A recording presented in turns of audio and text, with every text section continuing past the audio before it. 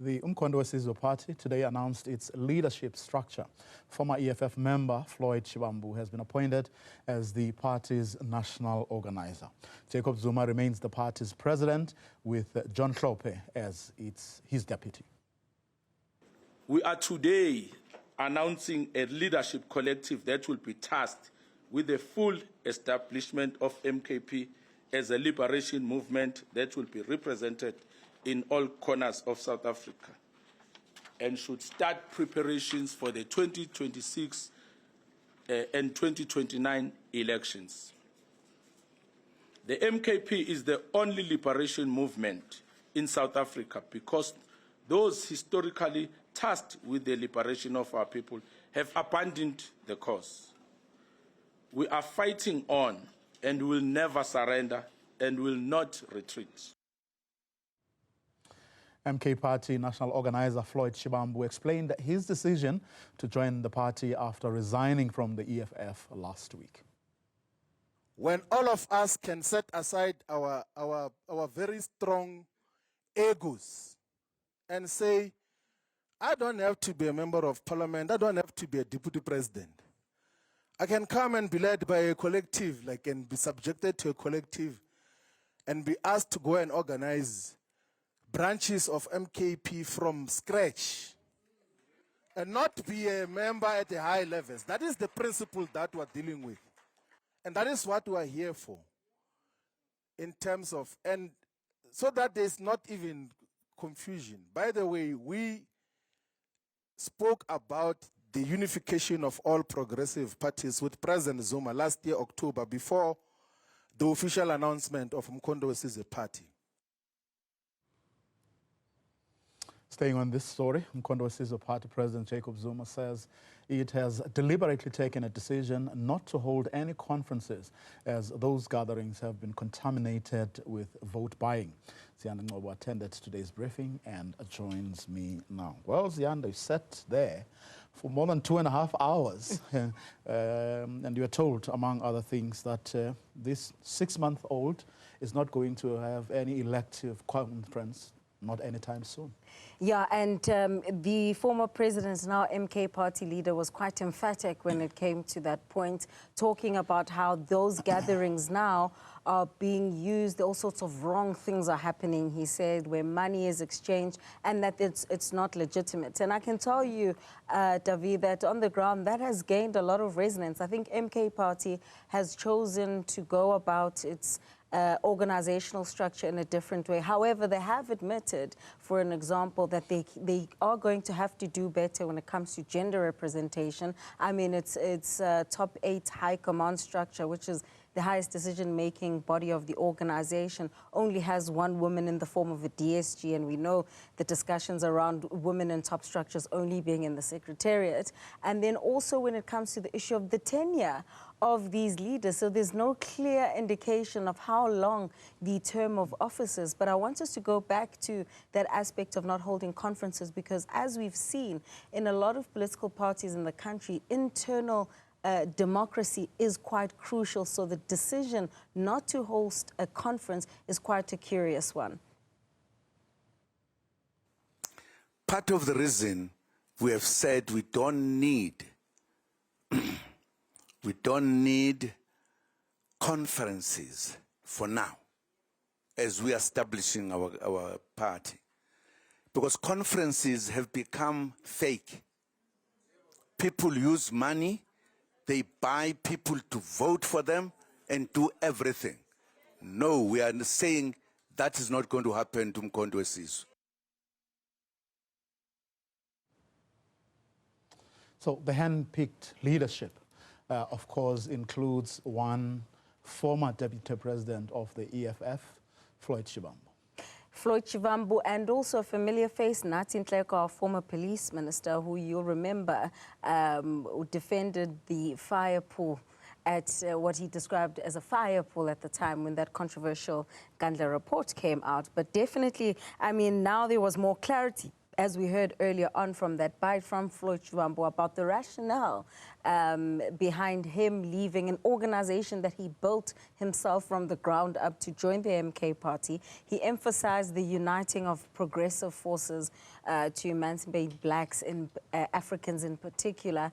And we'll see, I mean, there's lots of chatter about whether or not this is a demotion or really just a lateral movement towards building something up again and not having the shadow of Julius Malema there, and he has more prospects because in his role as national organizer, it's quite similar to that of Secretary General in a way, managing, he'll head up the political school, he'll help build up the structures and the leagues that they're going to be setting up, and he's also going to be in charge of the policy direction that will be implemented, that has to be implemented by deployees in the government. Of course, I mean, Floyd was asked about the reasons for leaving the EFF. He did talk about being in contact with Jacob Zuma ahead of the elections, but didn't quite explain moving from one fiefdom to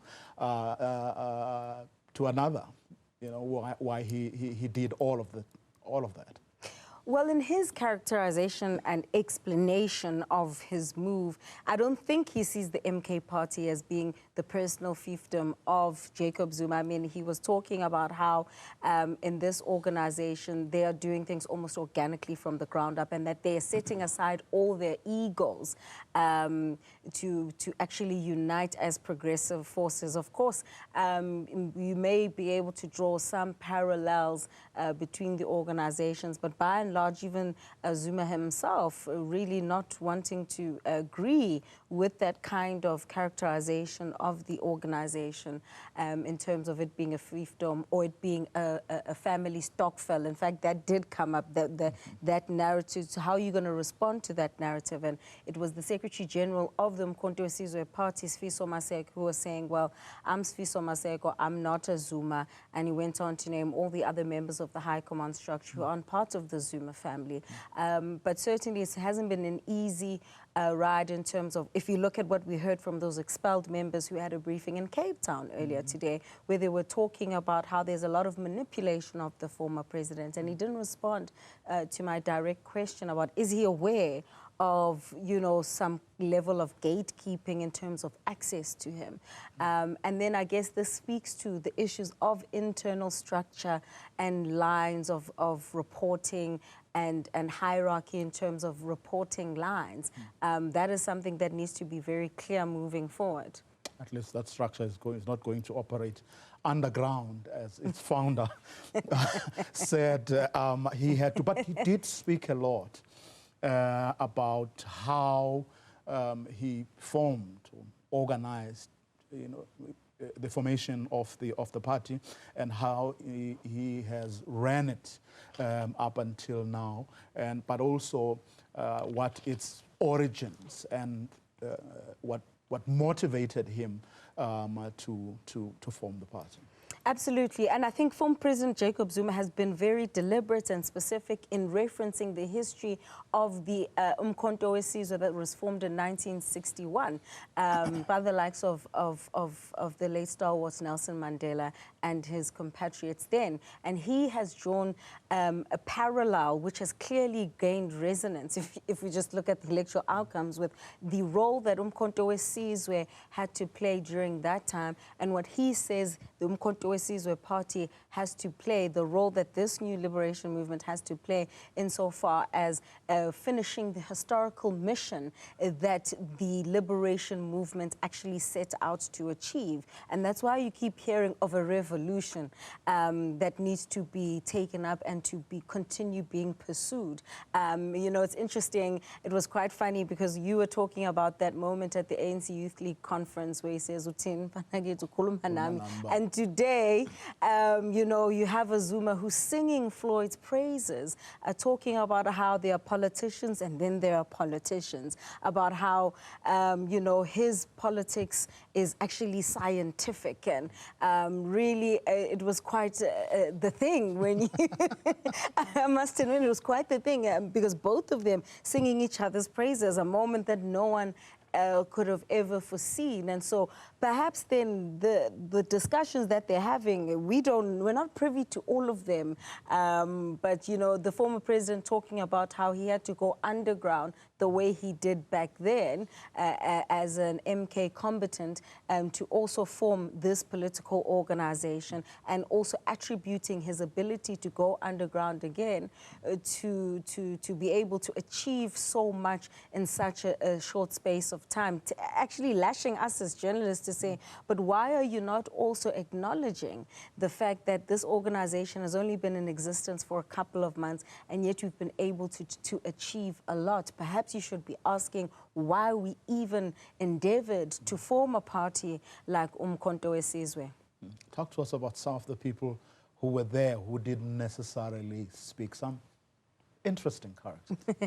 Mzwanele Manyi, unsurprising, he resigned as an EFF MP that other Friday before Floyd resigned last week. We also saw former SARS Commissioner Tom Moyane, who was in the room. So when Floyd was talking about, you know, the capacity, bringing on board the capacity of leaders who've run big organizations, who have been mischaracterized and criminalized, actually was the word that he used.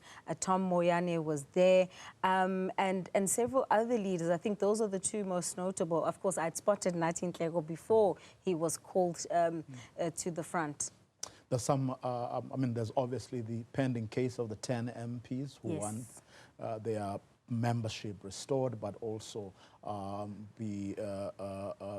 continue to be members of Parliament. There is, of course, also the Khumalo case that is also in the courts. Any comments from Jacob Zuma in particular about those? Veiled comments, I would say, not really addressing it, but you know how he always promises us to tell us a story one day, an interesting story, and never does. But perhaps I think we did get a little bit of it with our interview with the former president, where he admitted that he had sent Jabulani Khumalo, a relatively unknown person, deliberately so, to form the uMkhonto Sizwe party, and still insisting today, David, that he will die in the ANC, and he said that out of respect for the ancestors of the ANC, because this historical mission that they'd undertaken was for the liberation of black people. I must also add that he did respond. And he was saying this in response, I should say, to questions around why he didn't then appeal, if he still insists that he'll die in the ANC, why he didn't appeal the decision to expel him. Not really a direct answer from the former president. Suffice to say that as far as he's concerned, he's still an ANC member, whether or not this current leadership, and you'll notice that he's very specific about the current leadership, defining it and characterizing it as the ANC of Ramaphosa.